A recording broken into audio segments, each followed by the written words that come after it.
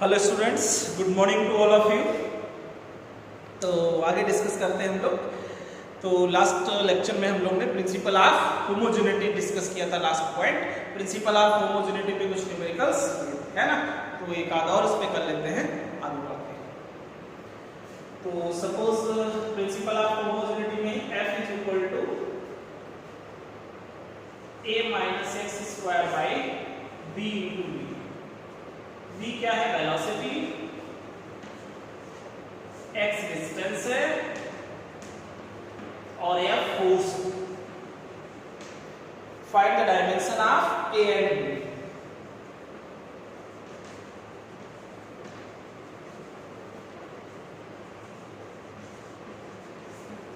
ठीक है बेटा, तो प्रिंसिपल ऑफ होमोजेनिटी क्या था? Only similar quantities can be added और सब्ट्रैक्टेड, है ना।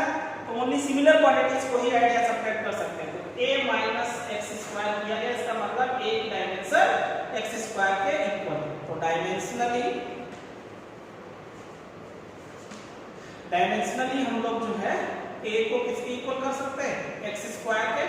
तो a की जो डायमेंशन है वो l स्क्वायर है, ठीक है। अब इसकी डायमेंशन l स्क्वायर, इसकी l स्क्वायर, तो रिजल्ट की भी कितनी डायमेंशन होगी? l स्क्वायर, है ना। तो हम अब इस मामले को f is equal to l square by b into b। तो स्मॉल b किसके आ जाएगा? l square by f into b। तो l स्क्वायर बाय f है mlt-2 और ये lt-1। तो एक l ये कैंसिल हो जाएगा, तो b की डायमेंशन कितना आ जाएगा? m-1 और t की, ऐसा है, ठीक है।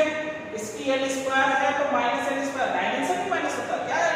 माइनस होता है न्यूमेरिकल वैल्यू। जैसे 4 मीटर माइनस 1 मीटर, तो क्या आएगा? 3 मीटर। इसकी डायमेंशन l, इसकी l और रिजल्टेंट भी क्या आएगा? तीनों की डायमेंशन सेम है। तो l स्क्वायर इसकी डायमेंशन, l स्क्वायर इसकी, तो पूरे दोनों की मिला के कितनी होगी? l स्क्वायर ही, ठीक है। डायमेंशन ले रहे हैं, न्यूमेरिकल वैल्यू माइनस होती है, डायमेंशन माइनस नहीं होगा। तो ठीक है, ऐसे प्रिंसिपल ऑफ होमोजेनिटी पे लिया था। और एक छोटा सा देखते हैं question. Potential energy U is equal to a under root x by b plus x square. x है डिस्टेंस, U क्या है? पोटेंशियल एनर्जी है और x डिस्टेंस है। Find the dimension of capital A and capital B।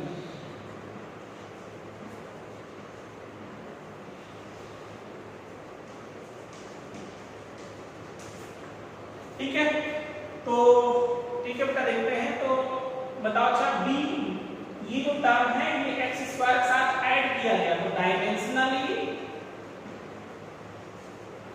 b किसके equal आ जाएगा? X square. तो b की डायमेंशन l स्क्वायर आ गया, ठीक है।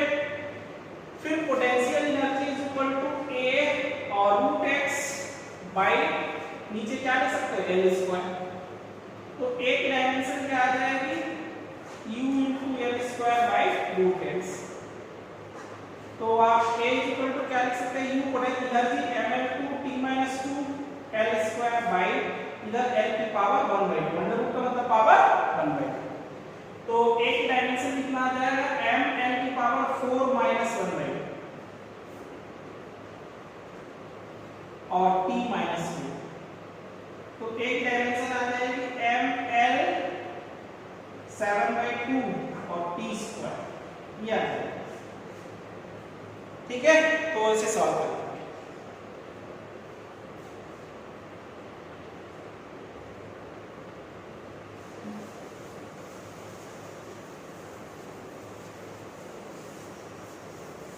तो समझ क्या होता है? b प्लस एक्स स्क्वायर है, तो प्लस कब होता है? जब डायमेंशन सेम हो, तो डायमेंशनली सेम कर देंगे, आ गया। और इसकी या l स्क्वायर, इसकी l स्क्वायर, तो रिजल्टेंट भी क्या होगा? l स्क्वायर ही होगा, है ना। तो एक डायमेंशन निकालना है तो समझे क्या करेंगे? रूट का मतलब पावर 1/2, ठीक है बेटा, ऐसे आता है।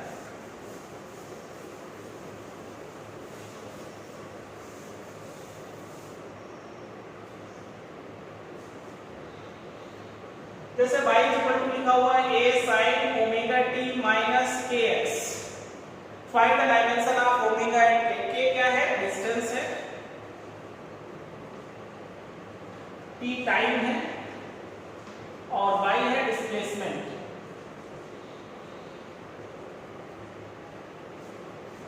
ठीक है बेटा, तो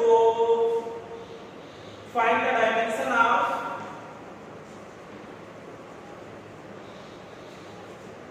ओमेगा एंड के, ओमेगा k एंड p। तो बताओ बेटा ये पूरा किसकी जगह पे लिखा है? थीटा। और थीटा कैसा होता है? डायमेंशनलेस। थीटा कैसा होता है? डायमेंशनलेस। तो इसका मतलब ये पूरा कैसा डायमेंशनलेस? तो ये भी डायमेंशनलेस होगा और ये भी डायमेंशनलेस होगा, तभी तो माइनस हो पाएंगे सेम वाले। तो डायमेंशनलेस है तो ओमेगा टी को भी किसके बराबर कर सकते हैं? बताओ, m0 l0 t0 डायमेंशनलेस है तो ओमेगा टी इक्वल टू क्या लिख सकते हैं? वैल्यू 1 लिख सकते हैं। पावर 0 0 होती तो वैल्यू 1 होता, तो ओमेगा इक्वल टू 1/t, मतलब इसकी डायमेंशन t माइनस 1 है ना। वैसे kx को भी हम लोग क्या लिख सकते हैं? बताओ, kx भी डायमेंशनलेस होता है, m0 l0 t0, तो kx की वैल्यू भी 1 हो सकती है, तो k की वैल्यू 1/x मतलब l माइनस 1। और ये पूरा भी डायमेंशनलेस होता है, पूरा sin थीटा भी डायमेंशनलेस है, तो y इक्वल टू क्या बचेगा? a बचेगा, डायमेंशनलेस 1 हो जाएगा। तो a की डायमेंशन किसके बराबर होगा? y के, और y क्या है? डिस्प्लेसमेंट है तो यार। ठीक है, तो ऐसे ओमेगा की डायमेंशन, k की डायमेंशन और a की डायमेंशन। ठीक है,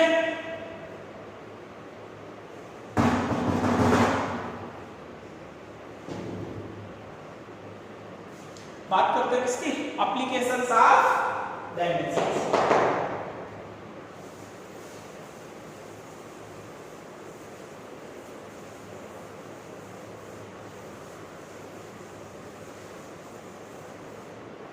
Applications of dimensions.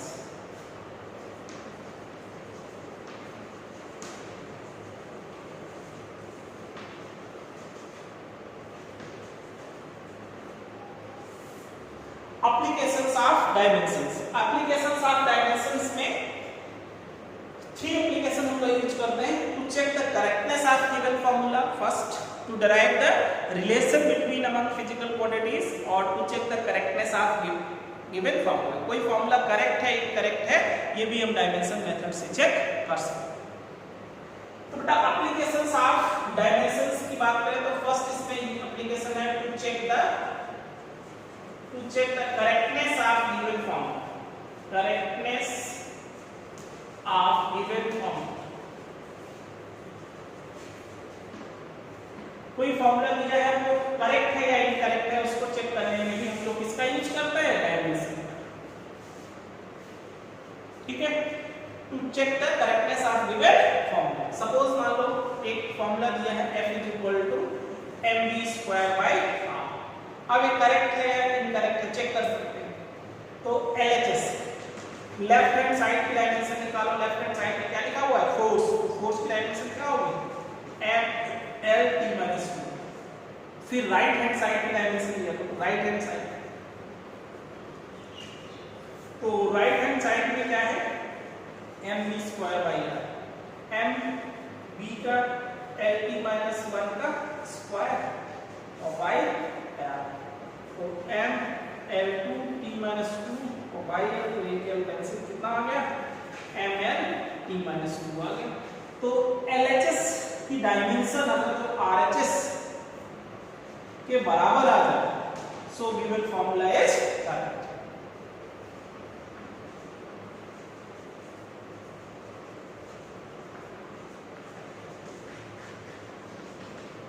ठीक है, LHS की डायमेंशन RHS के बराबर आ जाए, गिवन फॉर्मूला कैसा है? करेक्ट है। अगर जो बराबर नहीं आता है तो फॉर्मूला कैसा होगा? इनकरेक्ट, है ना। अब जैसे मान लो एग्जांपल s = ½ AT³ है। अब करेक्ट है इनकरेक्ट है चेक कर सकते हैं। तो LHS में क्या है बताओ? s है, डिस्प्लेसमेंट होता है l आ है, और RHS में होता है ½ AT³। तो एक कांस्टेंट है, इसकी कोई डायमेंशन नहीं होगी, है ना। a की lt-2 और ये t³ तो कुल मिलाकर lt आया। इसका मतलब LHS की dimension does not equal to RHS, so formula is incorrect.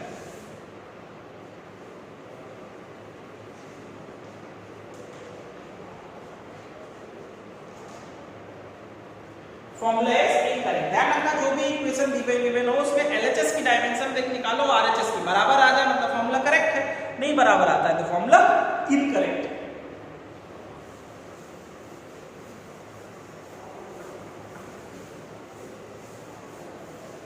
और छोटी सी बात ध्यान रखो, जैसे काइनेटिक एनर्जी का फॉर्मूला, तो जैसे kinetic energy is equal to दिया हुआ है 7/5 mv² लिखा हुआ है,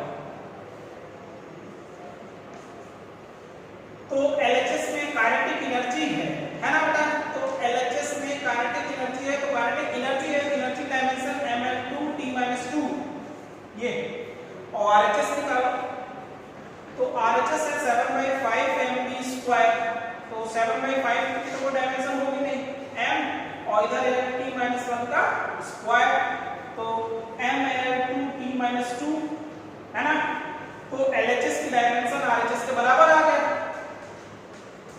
इसका मतलब फॉर्मूला क्या है, करेक्ट है।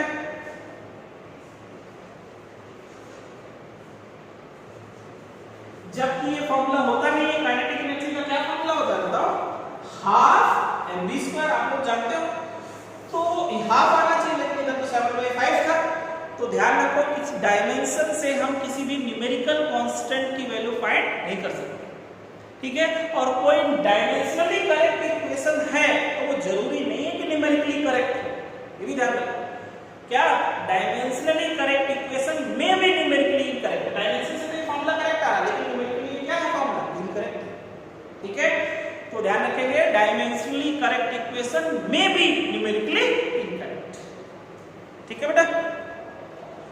तो फर्स्ट इसका एप्लीकेशन काफी इजी है, to check the correctness of given formula, आसान है, जो फॉर्मूला लिखा हो उसमें एलएचएस की डायमेंशन निकालेंगे और आरएचएस की डायमेंशन निकालेंगे, ठीक है, और अगर जो डायमेंशन दोनों तरफ की बराबर है तो फॉर्मूला क्या है, करेक्ट है, बराबर नहीं है तो फॉर्मूला इनकरेक्ट है।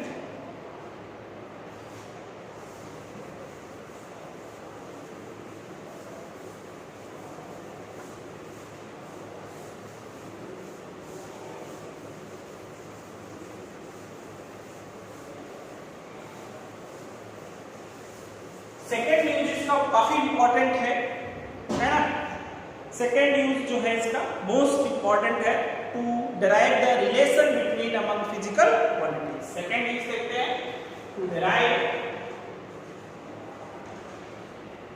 Relation between among physical quantities.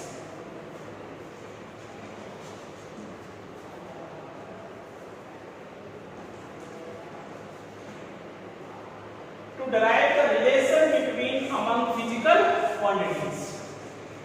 हम डायमेंशन मेथड से दो या दो से ज्यादा फिजिकल क्वांटिटीज के मिडिल में क्या डिराइव कर सकते हैं, रिलेशन डिराइव कर सकते हैं, है ना, तो रिलेशन डिराइव करने पे क्वेश्चन आते हैं, जैसे क्वेश्चन कह रहा है if time period of simple pendulum, simple pendulum का टाइम पीरियड निकालने का फॉर्मूला तुम्हें पता होना चाहिए, है ना, हालांकि गिवन होगा, अभी हम लोग पढ़ेंगे भी आगे जो है 11th में ही है सिंपल पेंडुलम। तो जैसे एक क्वेश्चन है time period of simple pendulum,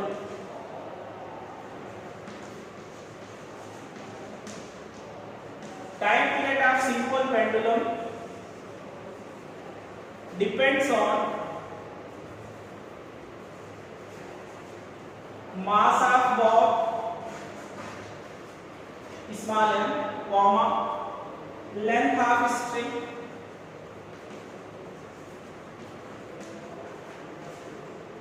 and acceleration due to gravity small g।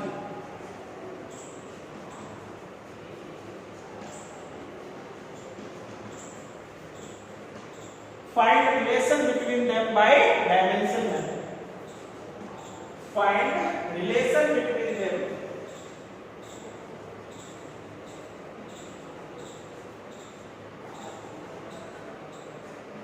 by dimension method।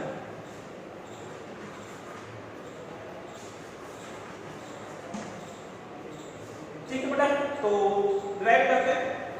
Question क्या कहा उसने कि time period of simple pendulum is depends on, इस पे किस पे डिपेंड कर रहा है, mass of bob, length of string और acceleration due to gravity small g।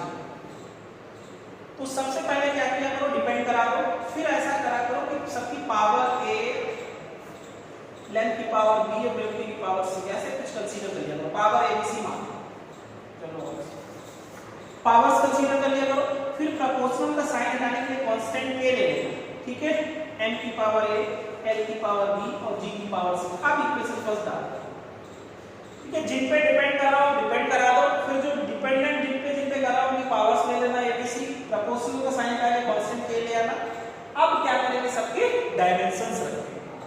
तो डायमेंशन रखो, टाइम यूनिट की तो डायमेंशन t ही होती है, k कांस्टेंट की कोई डायमेंशन होगी नहीं, ठीक है। अब इधर मास इसकी डायमेंशन m हो जाएगी, power a, length l, power b और एक्सीलरेशन की डायमेंशन होता है lt माइनस 2 पावर c, ठीक है। अब इसको बेटा हम इधर ले लेते हैं t, m की पावर a है, l की पावर b है, l की पावर c है, t की पावर माइनस। तो t m की पावर a, l की पावर b प्लस c और t की पावर माइनस। अब जैसे लेफ्ट साइड में मास नहीं है, m टर्म नहीं है, जीरो लिख सकते हो, या नहीं है जीरो लिख सकते हो, t है इज इक्वल टू m की पावर a, l की पावर b प्लस c और t की पावर माइनस। ऐसे अरेंज कर लो, है ना, पावर्स को। उसके बाद कंपेयरिंग पावर्स बोथ साइड, है ना, कंपेयरिंग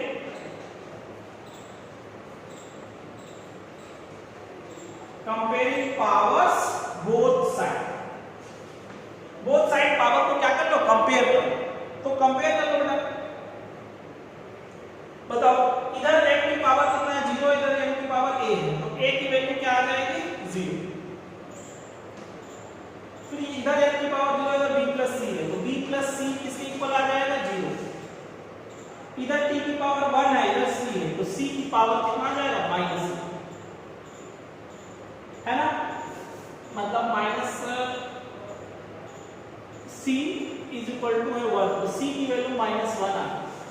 तो c माइनस 1 है तो रख दो, तो b की वैल्यू 1 आ जाएगी, b की वैल्यू 1 आ गई, c की माइनस 1 और जो है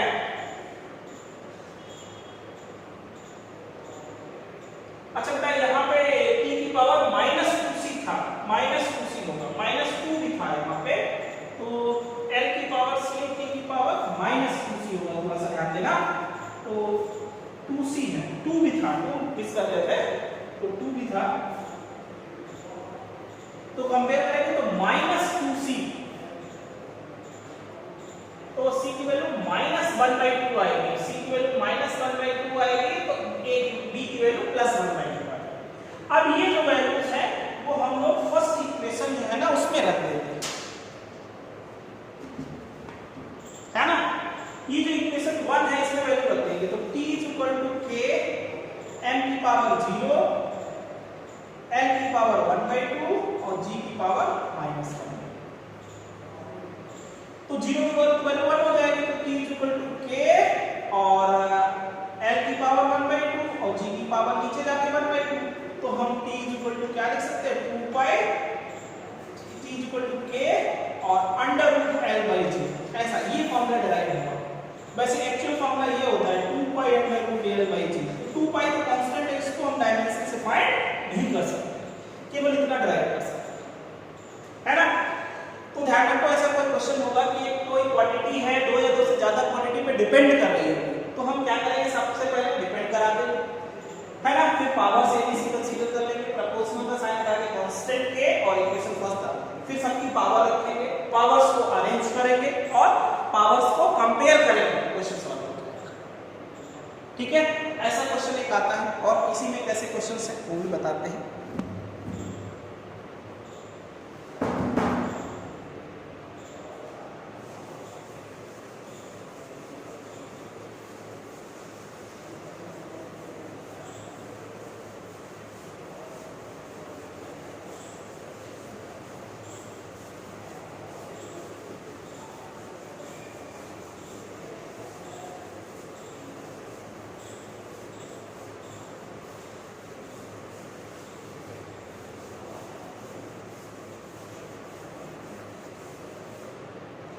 जिसे बेटा जो है कह रहा है कि वेलोसिटी ऑफ वाटर में, एक और क्वेश्चन लिख लेते हैं, velocity of water waves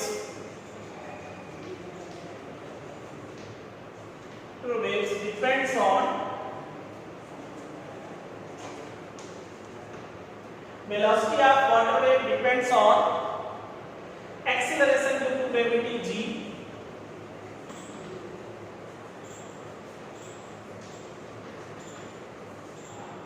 small g, comma speed, wavelength of the wave, wavelength lambda, and density of water rho. Find the relation between them by dimension method. Find the relation between them by dimension method.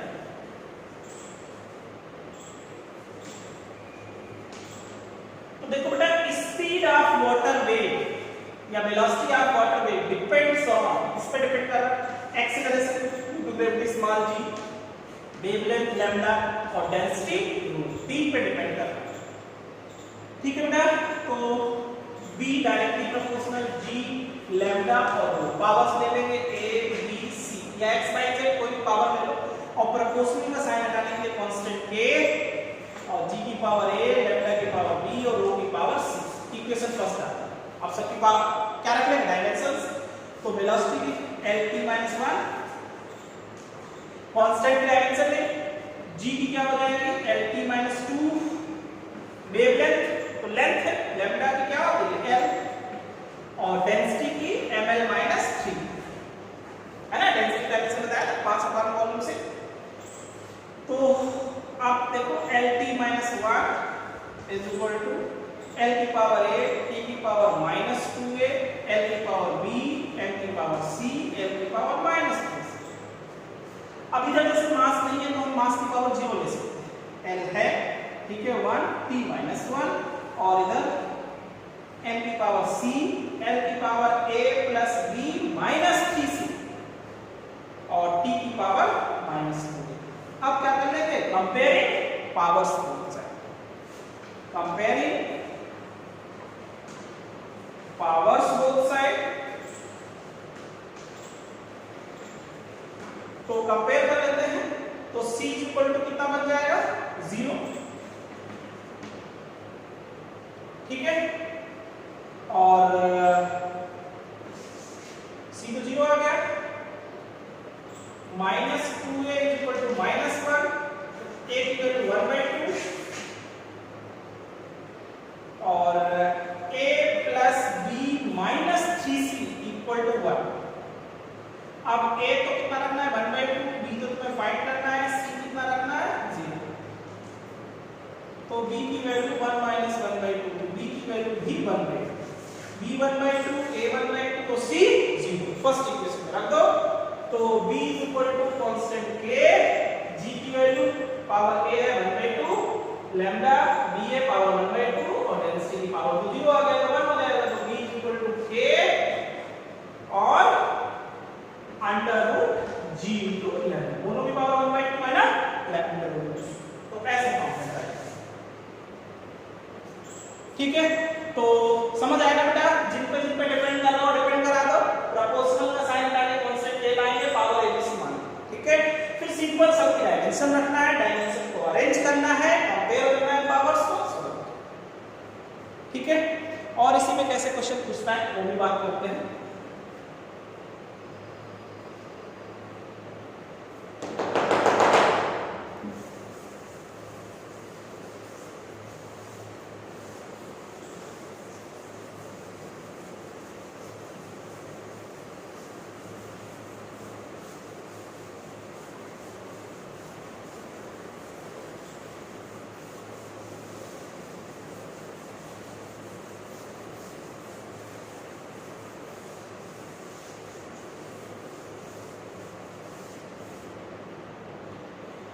ठीक है बेटा, तो next जो है इसमें हम लोग देखेंगे एक और क्वेश्चन ले लेते हैं। ऐसे क्वेश्चन में पूछता है if area capital A, velocity V and density rho are taken as fundamental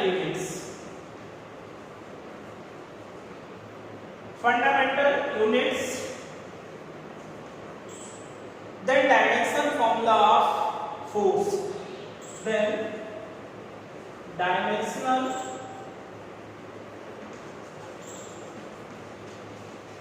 formula of force is, ऐसा क्वेश्चन। फोर्स की डायमेंशन आपको पता है MLT के टर्म में आता है, लेकिन अब जो है क्या किया गया, area, velocity and density are taken as fundamental quantities. ले लो चलो, if area, velocity and density, जब MLT बेसिक थे, बेसिक क्वांटिटीज क्या होते थे, MLT ये सब थे, तब फोर्स की डायमेंशन MLT-2 था। लेकिन अब किसके टर्म में बताना है, एरिया, वेलोसिटी और डेंसिटी। मींस फोर्स की डायमेंशन आपको MLT-2 नहीं, फोर्स की डायमेंशन किसके टर्म में लाना है, एरिया, वेलोसिटी और डेंसिटी के टर्म में। तो डायमेंशन फाइंड किसकी करनी है, फोर्स की, है ना।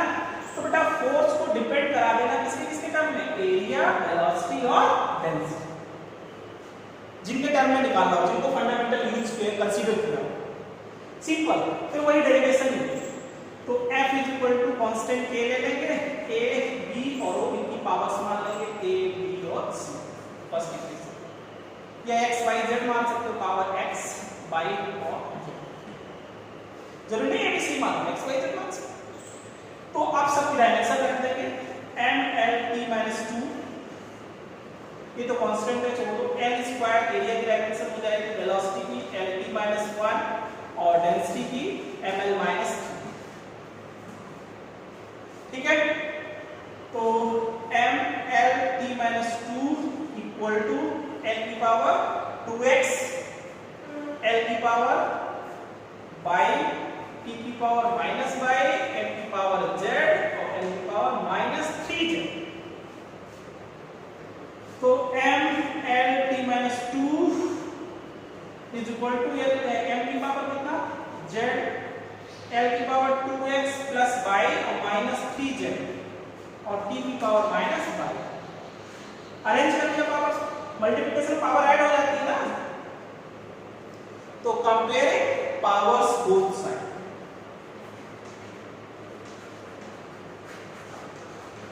कंपेयरिंग पावर्स बोथ साइड, तो कंपेयर कर लो बोथ साइड पावर्स को। तो बेटा बताओ z की वैल्यू इधर z है, पावर उधर 1 है, तो z इक्वल टू 1 आ गया। फिर कंपेयर करो -y और -2, माइनस y -2, तो y की वैल्यू 2 आ गई, और -2x plus y -3z equal to 1, तो 2x plus y equal to 2 -3 1 equal to 1, तो 2x -1 इक्वल टू 1, तो 2x equal to 2x value 1, तो x 1 आया, y 2 आया और z 1 फर्स्ट इक्वेशन में रख लेंगे। तो f इक्वल टू क्या जाएगा, कांस्टेंट k और a की पावर कितना है 1, b की पावर 2 और रो की पावर 1, तो ये फोर्स की डायमेंशन बन जाएगी कितना, AB², ये डायमेंशन का फॉर्मूला। तो डिराइव करना भी होगा, ऐसे क्वेश्चंस होगा कि कुछ टर्म को फंडामेंटल एज्यूम कर लेगा, आपसे कहेगा कि डायमेंशन फॉर्मूला फोर्स अब क्या होगा, आप फाइंड कर सकते हो, जिनको फंडामेंटल कंसीडर किया गया उन पे डिपेंड करो। फिर वैसे ही प्रपोर्शनल का साइन करके constant power x, y, z या abc कुछ भी मान लेते हैं, फिर सबकी डायमेंशन रखते हैं, अरेंज करेंगे और abc की वैल्यू x, y, z की वैल्यू फाइंड करते हैं, फर्स्ट इक्वेशन में रख देंगे फॉर्मूला, ठीक है। तो सेकंड यूज इसका इंपॉर्टेंट है, to derive the relation between among physical quantities. और थर्ड इसका जो यूज है, थर्ड जो आपके पास एप्लीकेशन है, टू कन्वर्जन ऑफ यूनिट्स या to change the unit of any physical quantity from one system to another system, ठीक है।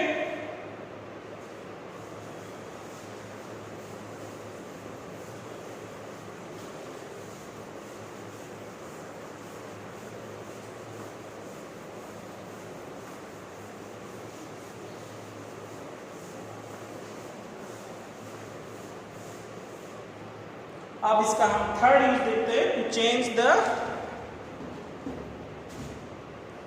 In conversion of units. Third application है इन कन्वर्जन ऑफ यूनिट्स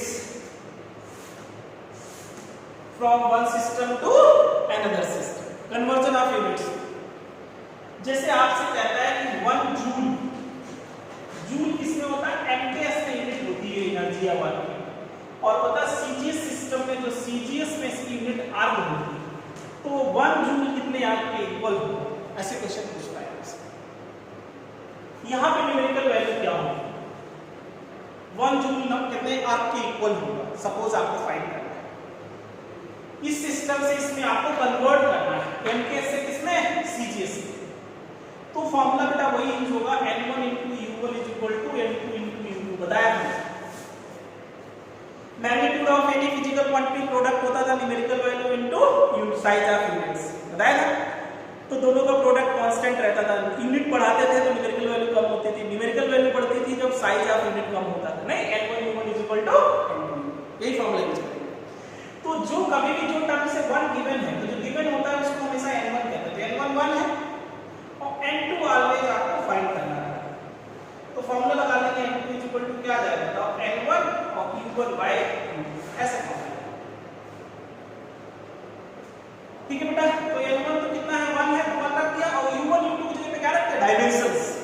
अब बताओ, तो U1 है, कौन सी यूनिट है? एनर्जी है, तो लिख लो mL2T-2, और इन सब में 1 1 1 लगा दो। फिर वही यूनिट लिखेंगे mLT-2, लेकिन अब इन सब में 2 2 2 लगा। तो N2 चलो यहां से लिखते हैं, N2 = 1, और इधर हम लिख सकते हैं बेटा M1/M2, L1/L2 की पावर 2 और T1/T2 की पावर -2, ऐसे लिखेंगे। अब सबकी वैल्यू रखते हैं। 1 1 1 1 वाले किसमें रखेंगे? एमकेएस में, और 2 2 वाले किसमें रखेंगे? सीजीएस में। तो 1 और एमकेएस में कितना? 1 किलोग्राम, यहां कितना होगा? 1 ग्राम, इधर 1 मीटर और इधर 1 सेंटीमीटर, और इधर टाइम की तो वैल्यू इधर भी सेकंड होती है, इधर भी सेकंड। तो इधर 1000 gram by gram, 100 centimetre by 1 centimetre, इधर से कैंसिल हो गई, ग्राम से ग्राम कैंसिल, तो 1 × 10 की पावर कितना आ गया? 3 × 10 की पावर 2, तो 10 की पावर 5 आ गया। तो क्या रिलेशन होगा बेटा जूल लॉगरिथम में? तो 1 जूल जो है 10 की पावर 7 कितना? अच्छा, यहाँ पे स्क्वायर होता है, थोड़ा सा ध्यान रखना, स्क्वायर था तो 10 की पावर 4 हो जाएगा, तो 10 की पावर 7।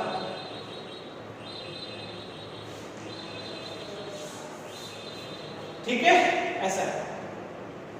तो एक सिस्टम से हम दूसरे सिस्टम में बदल सकते हैं। तो यहाँ क्या जरूरी नहीं है इधर सीजीएस होता है इधर एमकेएस होता, तो 1 1 वालों को किसमें रखते हैं? सीजीएस में, और 2 2 वालों को किसमें रखते हैं? एमकेएस में। ठीक है बेटा, तो किसी एक मतलब जो वैल्यू को हम एक सिस्टम से दूसरे सिस्टम में क्या कर सकते हैं? कन्वर्ट कर सकते हैं, है ना।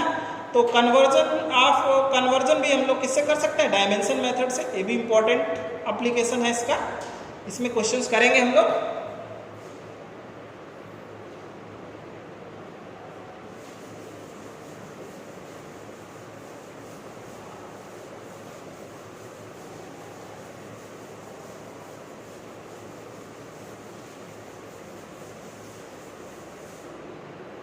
ठीक है बेटा, तो एक और एप्लीकेशन कर लेते हैं।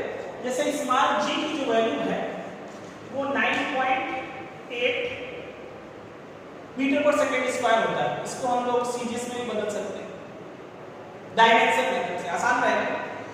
या चलो थोड़ा सा टफ करते हैं क्वेश्चन। कैपिटल जी की वैल्यू तुमको पता 6.67 × 10 की पावर -11 newton metre square by kilogram square होता है ना। इसको ये एमकेएस में वैल्यू गिवन है, एमकेएस, और तुमको बदलना है किसमें? सीजीएस में चेंज करना। सीजीएस में इसकी वैल्यू क्या होगी? तो बेटा जो गिवन होता है उसको n1, तो n1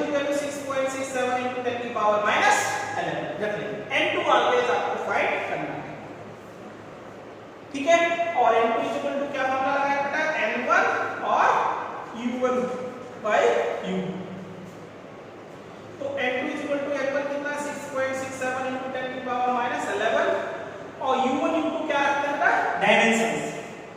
तो ग्रेविटेशनल कांस्टेंट की डायमेंशन हमने बताई थी, है ना, डायमेंशन ग्रेविटेशनल कांस्टेंट की डायमेंशन m-1 l-3, है ना। या आप ऐसा कर सकते हो, सॉल्व भी कर सकते हो। क्या फॉर्मूला है इक्वल टू होता था gm1m2/r²। तो g की डायमेंशन क्या है fr²/m1, है ना। ये जी तो निकालते थे, f क्या होता था mm2 l²/m। तो एक m कैंसिल हो जाता था, क्या डायमेंशन आती थी m-1 l3t-2, ये डायमेंशन रख लो, ठीक है बेटा। तो m-1 l3t-2, लेकिन 1 1 1 है ना, इधर भी वही डायमेंशन रखेंगे m-1 l3t-2, लेकिन पावर a/2। या आप इसको ऐसे लिख सकते हैं m2 इक्वल टू 6.67 into 10 की पावर माइनस 11। इधर लिख लेंगे m1/l2 की पावर -1, इधर l1/l2 की पावर 3 और इधर t1/t2 की पावर -1। इधर बेटा m11 वाले टर्म सब किसमें रखते हैं mps में, 22 वाले सब cgs। तो 6.67 into 10 की पावर -11, m1 mps में तो किलोग्राम और ये cgs में तो ग्राम, इधर मीटर सेंटीमीटर, इधर तो टाइम यूनिट mps में भी सेकंड और cgs में भी सेकंड, और इधर हो जाएगा 1 की पावर कुछ भी करो क्या रहता है, ठीक है बेटा। तो n2 is equal to 6.67 into 10 की पावर -11, है ना। चलो इधर देखते हैं 6.67 into 10 की पावर -11। आप बताओ बेटा, तो कितना लिखेंगे 1000 ग्राम बाई ग्राम और पावर कितना है -, और इधर 100 सेंटीमीटर बाई सेंटीमीटर, पावर है 3। तो बेटा ये 6.67 into 10 की पावर -11 और इधर 1000 की पावर -1 है, इसको हम 1/1000 लिखेंगे तो प्लस हो जाएगा, और इधर कितना है 100 की पावर 3, तो 100 into 100 into 100, है ना बेटा। तो एक ये और दो पावर एक कैंसिल, तो पावर 3 पावर इसकी, तो 6.67 into 10 की पावर -8 आ जाएगा। ये वैल्यू इसकी किसमें होगी cgs यूनिट, है ना। cgs सिस्टम में जो यहाँ ये वैल्यू है cgs सिस्टम इसकी वैल्यू ये आएगी, है ना। वैसे न्यूटन को डाइन कहते हैं cgs में, कैसे होता है ये बताएंगे, dyne centimetre square by gram square, ये यूनिट